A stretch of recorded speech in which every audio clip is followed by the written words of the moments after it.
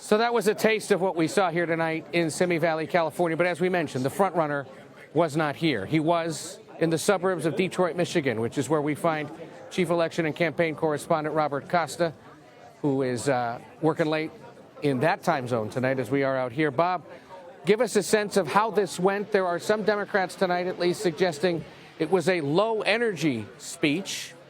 How do you assess it? And ultimately, who showed up to hear from him? Ed, it's great to be with you. Only wish I could be there in California talking politics with you. But it was intriguing to be here in Michigan tonight to see former President Trump address union workers, some non-union workers at a non-union facility. It was a rainy night here in the Detroit area. Trump was speaking about his own message to working voters, trying to make an overture to them as he works to consolidate his base in the Republican contest. And he also looks ahead to a possible general election rematch against President Joe Biden. And during this rainy night, there was Trump for over an hour talking about some of the themes that go back to his campaign in 2016 and, of course, to his 2020 re-election attempt. This was Trump going back to some of his key themes, key points on trade, on immigration, and all but ignoring the debate. And so you had this front runner in the Republican presidential race talking about his own campaign, making claims, expressing grievances, all while the rest of the field was with you there in California having its own debate. A bit of a surreal scene that was also a microcosm of where things stand in the Republican race. Bob, let's take a listen to some of what Trump had to say to those workers there in Michigan. Joe Biden claims to be the most pro-union president in history. Nonsense.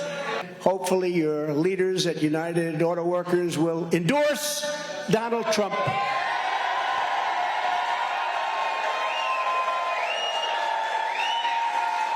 Because, you know, standard history for years and decades and years, they always endorse a Democrat. Okay, so that was a sampling of what the former president had to say.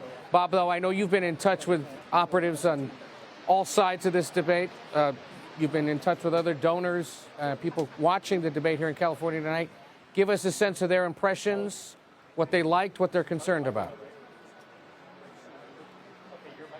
It was the full spectrum tonight in terms of reporting. I began the day, Ed, talking to union members from the UAW on the picket line here in Detroit and in the Detroit area. They were marching outside, holding signs, and they were saying that they were going to hold the line, as President Biden urged them to do just a day earlier. So you have all of the economic pain here in Michigan front and center with this auto strike. And then later in the day, you have all of the political pain inside of the Republican Party, at least in the anti-Trump quarters, very visible in the flurry of text messages I was getting during this debate from donors who have a lot of angst, seasoned Republicans who are concerned that while former Ambassador Nikki Haley and some other favorites of theirs had a solid night in their view, they didn't have enough of a breakout to really have a moment.